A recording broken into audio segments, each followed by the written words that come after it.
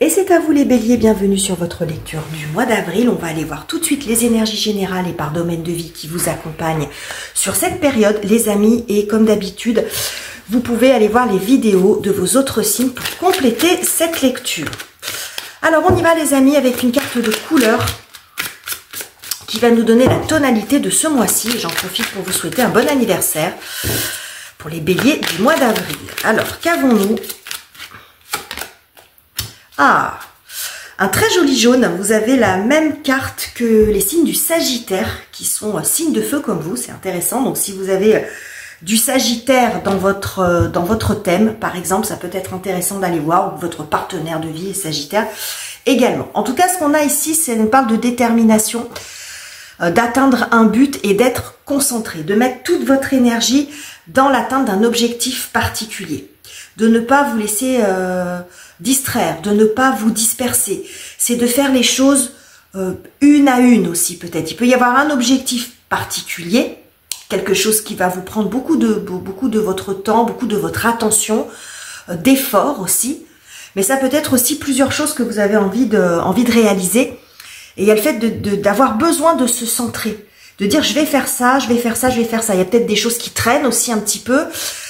Parce que le travers que vous pouvez avoir, les béliers, c'est de commencer beaucoup de choses en même temps. Et qu'à un moment donné, vous pouvez vous être dépassé. Donc, il y a peut-être besoin de reprendre un petit peu. Tout est un peu en chantier, vous voyez, de plein de choses qui démarrent. Il faut finaliser. Il peut y avoir de ça. Il peut y avoir aussi le fait de finaliser parce que ça peut être aussi l'un de vos travers, c'est de commencer et pas finir. De ne pas aller au bout des choses. Ça peut être ça aussi. Parce que vous vous ennuyez vite. Et ça peut être aussi une volonté personnelle de dire non, cette fois je vais aller au bout et je vais terminer ce que j'ai commencé. Vous voyez, je vois cette énergie où tous vos efforts, votre attention, vous voyez, quand on dit on rame dans le même sens. Voilà, on met toute son énergie, toute son attention, sa créativité dans un but précis. Ok les amis, on va voir ce que nous dit le tarot. De quoi est-ce qu'on nous parle ce mois-ci les béliers? Ah, le 9 de denier. Très intéressant. Pourquoi c'est intéressant? Alors, parce que le 9 de denier nous parle d'autonomie et d'indépendance. Donc c'est peut-être ça l'objectif pour vous. Ça peut être l'autonomie financière, par exemple. Le fait aussi de se sentir bien avec soi-même, de n'avoir besoin de personne. Alors quand je dis ça, on s'entend les amis, hein, on a toujours besoin d'avoir des personnes autour de soi. Vous n'êtes pas indifférent aux autres.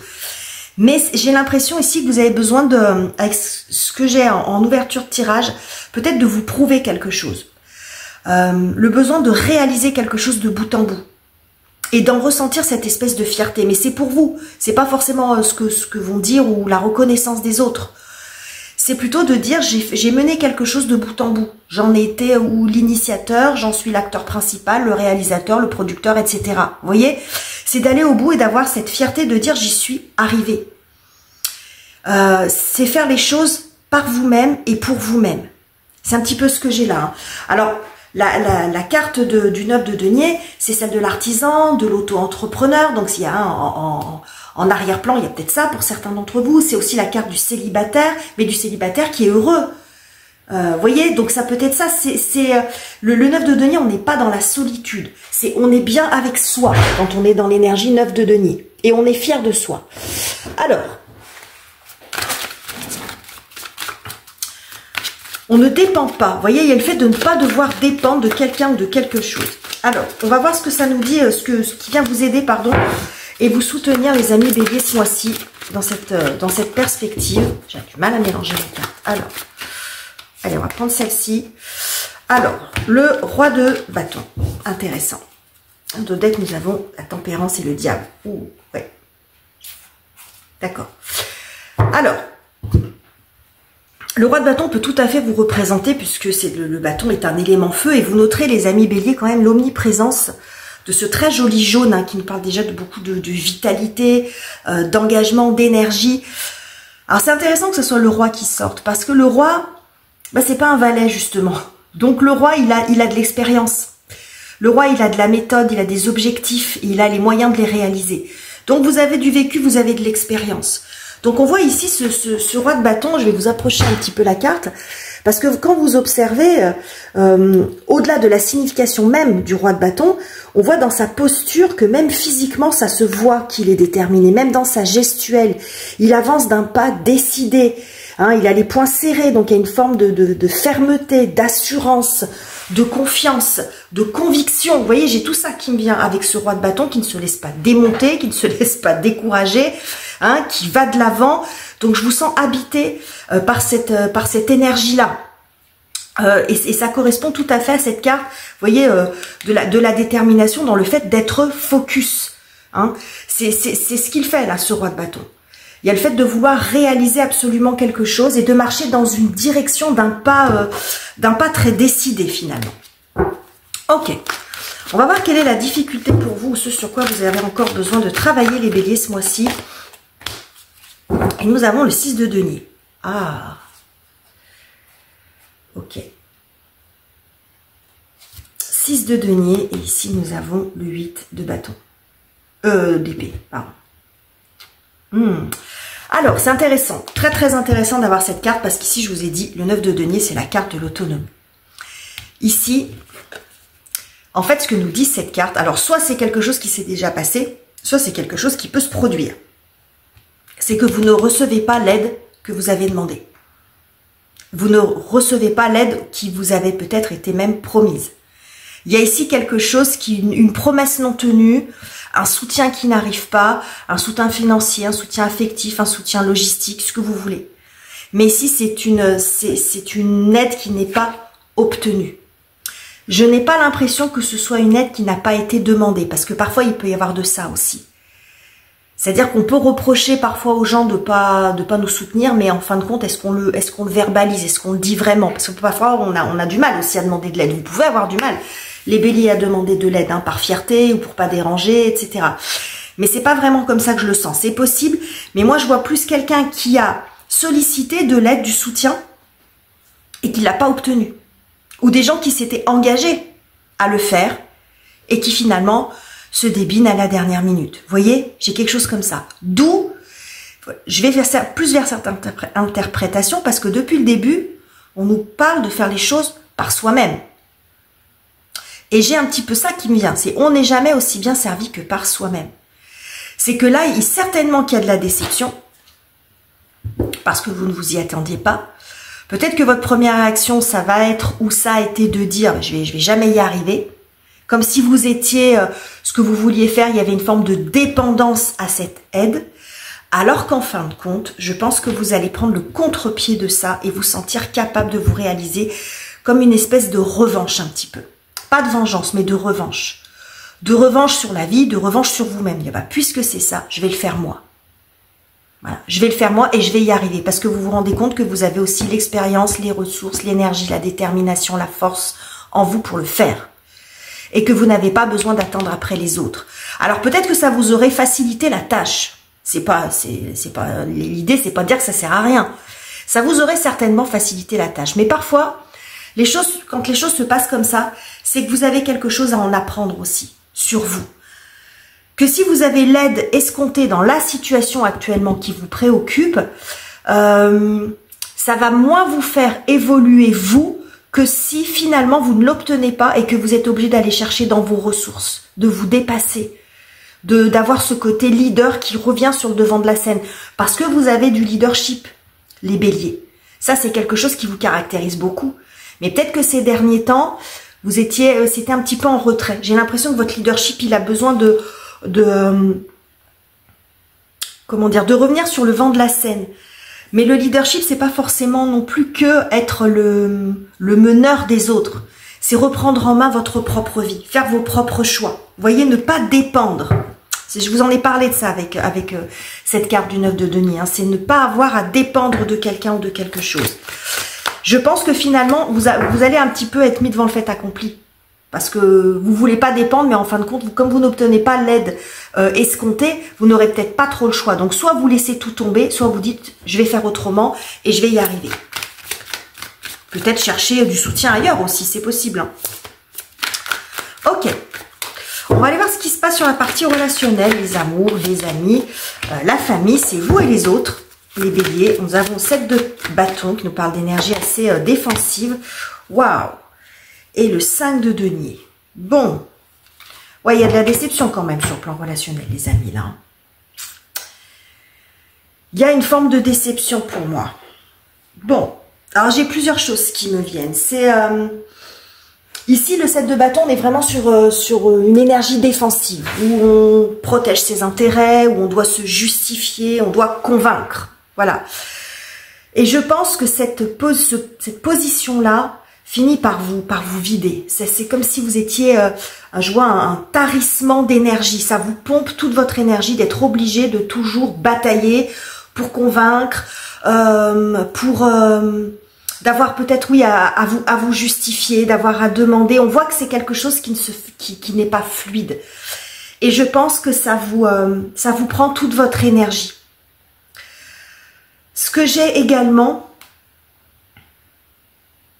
c'est que pour certains, vous avez peut-être aussi consacré beaucoup de temps à protéger ou à défendre d'autres personnes, à œuvrer pour les intérêts d'autres personnes. Ça peut être des gens proches de vous, ça peut être des causes sociales, humanitaires, où on protège, on défend, on s'investit. Et j'ai l'impression que vous n'en avez pas de retour finalement. Là, il peut y avoir un petit peu d'ingratitude quand même, hein, le combo de toutes ces cartes. Hein. Il y a une forme d'ingratitude. Vous avez beaucoup investi pour quelqu'un en particulier, ou pour une cause, ou pour un groupe, ou que sais-je. Et finalement, vous n'en avez pas le retour. Donc, ça peut créer une forme de frustration, une forme de déception. Il peut y avoir aussi, pour certains, l'impression d'être abandonné. Le 5 de denier, c'est ça. L'impression d'être abandonné. Vous êtes peut-être dans un passage difficile de votre vie, ou enfin difficile ou complexe, on va dire. Et justement, on voit qu'ici, il n'y a pas de soutien. Que le soutien, il n'est pas à la hauteur de la situation. Ça peut être un soutien affectif aussi. Alors, on parle beaucoup de denier, ça peut être un soutien financier, mais le denier, c'est la terre, il peut y avoir un côté très rassurant. Et c'est ce manque de sécurité que vous avez. Donc, quelle que soit la signification que ça peut avoir pour vous, c'est qu'au-delà de la déception que ça peut générer, de l'énergie que ça peut vous prendre ou de sentiments d'abandon que ça peut laisser chez vous, vous allez vous en relever. C'est-à-dire que vous n'allez pas rester longtemps les fesses par terre. Vous n'allez pas attendre après les autres. Vous voyez, c'est que je vois ici un espèce de sursaut. Un sursaut d'orgueil peut-être, et il n'y a rien de mal à ça, l'orgueil ça peut aussi être bien, hein, quand il est bien utilisé. Un sursaut d'orgueil pour dire, bah, je vais le faire moi, je vais m'en sortir. Vous voyez, je vais pas dire j'ai pas besoin d'eux, mais c'est s'ils m'accompagnent, si j'ai du soutien, tant mieux, si j'en ai pas, j'y arriverai quand même. Et on n'est pas dans l'entêtement ici, ou en tout cas il ne faut pas tomber dans l'entêtement, dans l'acharnement. Faites la différence, les béliers, c'est un petit conseil que je peux vous donner, entre des personnes qui ne vous soutiennent pas parce qu'elles s'en fichent, parce qu'elles tiennent pas leurs engagements, parce qu'elles sont ingrates, et des personnes qui ne vous suivent pas dans votre démarche parce qu'ils pensent que c'est pas forcément une bonne chose, mais qui vont le justifier, qui vont pas vous dire un non arbitraire, qui vont vous dire, bah là, je pense que c'est pas forcément une bonne idée, c'est pas du tout la même chose. D'accord? Après, vous prenez ou vous prenez pas les avis, mais c'est pas la même chose. Là, ce sont clairement des gens qui ne sont pas là pour vous. Et qui ne se montrent pas à la hauteur de ce que vous attendez d'eux, parce que ce sont des gens qui sont très proches, vous attendez un soutien quand même véritable. Les gens ne se montrent pas disponibles pour vous, et pour certains même ne respectent pas leurs engagements. Ça peut être ça aussi, hein, des personnes qui vous sont engagées, qui vous sont promis quelque chose et qui ne le font pas. Hein, et bon, du coup, vous faites les choses par vous-même, encore une fois. Vous ne comptez que sur vous, les amis. Ok. Alors, on va aller voir ce que ça nous dit sur la partie professionnelle, la carrière, les études, les finances, les projets concrets, professionnels ou personnels, ça va dépendre. Nous avons ici la carte du mat. Ok. Qu'est-ce qu'on a derrière ce mat? Bon, on a encore des deniers, hein. Il y en a pas mal. Hein. C'est pas votre élément, ça. Les béliers, les deniers, c'est la terre. Vous, votre élément, c'est le feu. Donc, on en a pas mal ici. Hein. Ok, bon. Alors on voit ce mat ici qui fuit cet espace-là du 4 de denier, qui est un espace qui est plutôt restreint, où on ne prend pas de risques, où on ne peut pas non plus s'épanouir, il n'y a pas d'espace créatif, ça peut être aussi de la restriction financière. Bon, j'ai le sentiment, alors ça peut vouloir dire beaucoup de choses, mais dans tous les cas, ce qu'on voit, déjà avec ce mat, la première chose qui ressort, c'est que ce mat, il se libère de ça. De cet espace-là qui vous enferme et qui vous étouffe. Il y a quelque chose qui vous étouffe. Donc ça peut être un espace de travail, une équipe, un boulot dans lequel vous ne pouvez pas, vous n'avez pas comme de possibilité de créer, où tout est carré, tout le monde doit faire pareil. Vous voyez, j'ai quelque chose comme ça. Ça peut être aussi une entreprise qui a des problèmes financiers, donc il n'y a pas d'investissement possible, il n'y a pas de développement possible. J'y vois aussi un côté, j'allais dire effronté, c'est un ancien mot, mais alors, je vais vous dire quelque chose les béliers, mais ne vous mettez pas non plus dans une galère, vous prenez uniquement si ça vous parle. Mais pour certains, c'est... j'ai le mot, la phrase « qui paie ses dettes s'enrichit ». C'est-à-dire que vous préférez vous retrouver dans une situation financière un petit peu plus ric-rac, mais ne plus rien devoir que de continuer à être dépendant de quelque chose ou de quelqu'un. Typiquement, c'est « je rembourse mon prêt, je rembourse ma dette », mais je me libère de ça. Parce que le mat, il est un petit peu démuni matériellement. Vous voyez, c'est un petit peu la carte du dépouillement. Et il s'en fiche un petit peu. Mais ça peut être un état d'esprit. En disant, tant pis, j'aurai moins, mais au moins, je ne dépends plus. Ça peut être aussi partir d'une entreprise, si vous en êtes là, en disant, de toute façon, 4 de denier, clairement, je gagne pas très bien ma vie. Donc finalement, et en plus par exemple, non seulement je gagne pas bien ma vie, mais en plus le boulot me plaît pas, et en plus les rapports avec les autres, avec les collègues, avec le patron, ça va pas non plus. Il y a rien qui vous convient. Donc dites finalement, qu'est-ce que je me prends la tête à rester là? Je peux trouver un boulot aussi mal payé, mais peut-être avec avec des collègues plus sympas ou quelque chose qui peut plus me plaire. Vous voyez, j'ai un truc comme ça aussi. Alors après, vous pouvez trouver aussi un travail mieux payé, commencer à réfléchir à créer votre activité. Hein, donc ça peut être ça aussi, c'est-à-dire que ça ne veut pas dire que vous allez tous quitter votre boulot, mais dire bon là clairement dans mon travail je m'épanouis pas. Votre espace de respiration, l'autre souffle que vous pouvez trouver pour tenir, c'est de dire bon je garde ce boulot en attendant, mais pendant mon temps libre, je vais créer ma boîte. Et ça va vous faire du bien, vous voyez, ça va vous donner d'autres perspectives, ce qui fait que vous vivez mieux ce travail alimentaire, parce qu'il a une raison d'être, au-delà d'être alimentaire, c'est qu'il va vous permettre d'avoir des ressources en attendant mieux. Vous voyez? Mais j'ai l'idée ici de se détacher de cet espace-là. Peut-être que c'est vous allez avoir un refus en termes de poste. On va pas vous accorder le poste que vous demandez. Et que vous estimez mériter. Donc en fait, c'est comme si vous vous rendiez compte que vous n'avez pas de possibilité d'évolution dans le travail où vous êtes actuellement, que c'est stagnant. Voilà. Donc vous envisagez de faire clairement autre chose. C'est comme si vous étiez resté bloqué à une étape. L'ascenseur social fonctionne pas. Ou que vous n'obtenez pas l'augmentation demandée, voire l'augmentation promise. Ça peut être ça aussi, les amis. Hein. Ok. On va terminer ce tirage, on va voir comment ça se passe dans votre cœur et dans votre tête, comment vous traversez ce mois, les béliers. Et nous avons 4 d'épée, une carte de régénération. Waouh, ouais. Et l'as de bâton, oh, et la reine de bâton, bon, vous voyez, hein.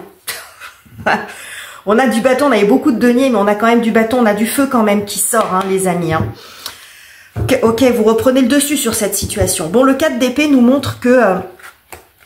en fait, il y a une phase de réflexion, mais de réflexion constructive. C'est-à-dire que vous ne faites pas les choses de façon impulsive. Vous ne faites pas les choses de façon voyez, sur le fait où vous pouvez regretter les choses. Le 4 d'épée, c'est le fait de réfléchir, de se poser. De se poser pour se régénérer, pour faire un petit peu le point. Et ensuite, derrière, ce qu'on a, c'est cet as de bâton, c'est le côté, après, plus impulsif. Donc, on a quand même la réflexion qui précède l'action. C'est qu'est-ce que, finalement, au regard de tout ce qui se passe, qu'est-ce que je peux faire d'autre? Et c'est ici, avoir cette espèce de ressource, cette flamme, cette vitalité en vous, dire, bah, je vais me lancer. Parce que clairement, c'est ce qu'on a dans l'as de bâton. Vous voyez, cette petite fille-là, elle se lance. Elle va voir ce qu'il y a de l'autre côté, c'est pas confort, mais elle se sent capable d'y arriver. Vous voyez, elle est très concentrée, elle met ses petits bras de chaque côté pour pas tomber. Vous voyez, on voit ce côté centré. L'idée, c'est pas de partir dans tous les sens et de prendre des risques pour prendre des risques, mais c'est d'avoir suffisamment foi en soi pour se dire que je peux le faire et vous pouvez le faire. Donc là, avec le 4 d'épée, vous faites le point sur la situation, sur là où vous en êtes. Peut-être le temps aussi de digérer, de vous remettre des refus que vous avez peut-être essuyés aussi, hein, parce que c'est ça, hein, c'est des aides qui vous ont peut-être été refusées d'une façon ou d'une autre, hein, que vous avez demandé, et puis la réponse arrive et vous n'avez pas. Hein, vous n'avez pas l'aide escomptée, l'aide obtenue. Donc, une fois que vous faites le point sur cette situation, eh bien après, vous trouvez d'autres choses en vous. Vous avez une ressource personnelle, vous allez vous relever de ça. Je vous vois pas vaciller très longtemps si ça se produit ce mois-ci. Et si ça s'est déjà produit, vous allez vous relever, les amis. Je vous vois ici, vous voyez, il y a vraiment cette notion de détermination et ce besoin de vous prouver que vous pouvez y arriver. Vous n'allez pas vous laisser abattre. Hein. C'est un très joli tirage, les amis béliers. Je l'ai trouvé vraiment très intéressant. N'hésitez pas à me dire en commentaire comment vous vivez les choses, pardon, ce que vous en pensez. N'oubliez pas de liker et de vous abonner, pardon, si ça n'est pas encore fait. Je vous quitte ici, les béliers. Je vous embrasse chaleureusement et on se retrouve très bientôt pour de nouveaux tirages.